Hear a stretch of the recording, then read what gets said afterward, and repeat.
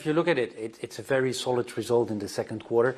Basically, the main driver is being a step up further in cross-selling. If you look at our top line, for example, it's clocking in at 12.2 billion, up 3.9%. 30% of that is basically stemming from cross-selling between our different divisions. And then all the rest falls from that. We have operating jaws, cost of risk is below the 40 basis points at 33 basis points, so all that is fine. And then even if you look at the bottom line, at 3.4 billion euros, basically record high. And then even if you look at from those earnings to earnings per share, given the fact that they have been buying shares, so our earnings per share are up 8%. So I consider this indeed a very solid result.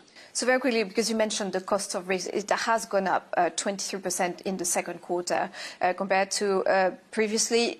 Why is that? So to 33 basis points, can you just flesh out why? If you look at it, if you look at overall, the level of cost of risk is still the same.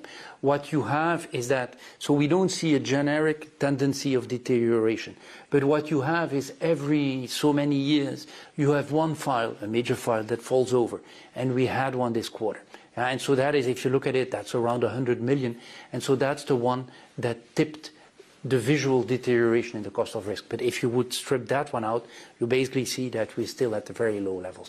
But let's be fair, we've guided to a 40 basis points, so it will taper up towards that 40 basis points. But what you see this quarter is basically intrinsically comparable to a quarter ago.